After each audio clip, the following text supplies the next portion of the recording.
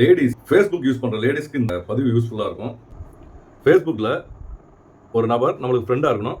ஆனால் அவங்க நம்மளை மெசேஜே பண்ணி டார்ச்சர் பண்ணக்கூடாது. நம்மளுக்கு மெசேஜே பண்ணக்கூடாது. அவங்க அதுக்கு என்ன பண்ணணும்? தெரிஞ்சவங்களுக்கு பரவாயில்ல, தெரியாதவங்க தெரிஞ்சுக்கங்க. அதாவது பார்த்தீங்கன்னா ஃபேஸ்புக் மெசேஞ்சரில் வந்து ஏகப்பட்ட மெசேஜாக வந்து குமின்னு குமிஞ்சிட்டே இருக்கும் லேடிஸ்க்கு.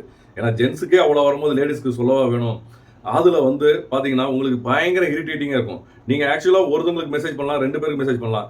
வரவங்க பூரா மெசேஜாக கொட்டிட்டு இருப்பாங்க. அதுக்காக ஃப்ரெண்ட் ரிக்வெஸ்ட் அக்செப்ட் பண்ணாமல் கூட இருப்பீங்க. இனிமேல் அந்த கவலை உங்களுக்கு வேண்டாம். எதுக்கு சொல்கிறேன்னா, இப்படி ஒரு அற்புதமான ஆப்ஷன் இருக்குது. எத்தனை பேருக்கு தெரியும் தெரியல. இந்த வீடியோவை பாருங்கள், எல்லாருக்கும் யூஸ்ஃபுல்லாக இருக்கும். அதாவது ஃபேஸ்புக்கில் வந்து ஃப்ரெண்ட் ரிக்வெஸ்ட் அக்செப்ட் பண்ண உடனே அவங்க வரக்கூடிய இடமே மெசேஞ்சர் தான். அப்போ அந்த மெசேஞ்சர் வந்து நம்மளுக்கு அவங்க வந்து கரெக்டான பேர்சனா ஆர் ராங் பேர்சனா இதை வந்து நம்ம தெரிஞ்சுக்கணும். நம்மளுக்கு சரி ரைட்டு, நம்மளுக்கு தகுந்த மாதிரி பேசுகிறாங்க, இல்லை நம்ம கேரக்டர் வைஸாக கேரக்டர் தகுந்த மாதிரி பேசுகிறாங்க, இல்லை ரொம்ப டார்ச்சர் பண்ணுறாங்கன்னா அவங்கள வந்து அவாய்ட் பண்ணணும். பட் பிளாக் பண்ணக்கூடாது.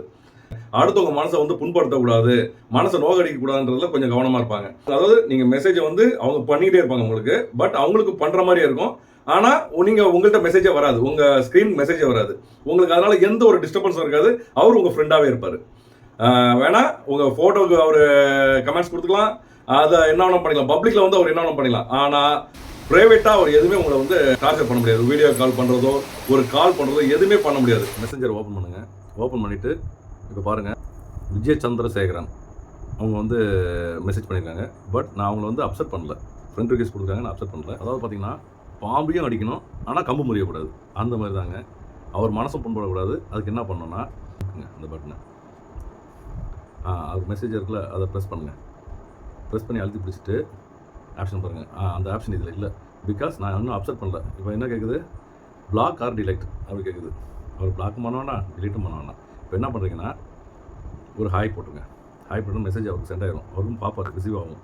ஆனால் அவர் அடுத்த மெசேஜ் கொடுக்குறதுக்குள்ளாரே இந்த காரியத்தை செஞ்சுருவாங்க. இப்போது திருப்பியும் வெளியில் வந்துடுங்க.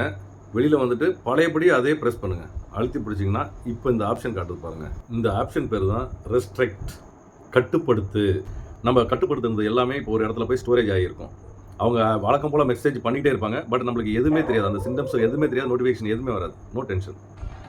நம்மளுக்கே ஒரு பட்சத்தில் மனசு மாதிரி அவங்கள பழையபடி எடுத்து விட்டு நம்ம பேசணும். ஏன்னா கோபத்தில் செய்கிறது சில விஷயங்கள்லாம் இருக்கும். திருப்பி அவங்கள எடுத்து ரிலீவ் பண்ணி விட்டுட்டு திருப்பி அவங்களோட பேசணும்னு ஆசைப்பட்டோன்னா அதை மீட் எடுக்கிறது எப்படின்றத நீங்கள் கமெண்ட்ஸில் சொல்லுங்கள். அதை வேணால் ஒரு வீடியோ போட்டுடுறேன். ஏன்னா டைம் போயிடுச்சு, இதுக்கே 3 நிமிஷம் ஆயிடுச்சு. ஷார்ட்ஸ் வந்து 3 நிமிஷம் தான். அதனால் நீங்கள் சொல்லுங்கள், அதையும் அடுத்து ஒரு வீடியோ போடுறேன். கமெண்ட்ஸில் சொல்லுங்கள். இந்த வீடியோ உங்கள் ஃப்ரெண்டுக்கும் யூஸ்ஃபுல்லாக இருக்கும்னு நினச்சிங்கன்னா உடனே ஷேர் பண்ணுங்கள்.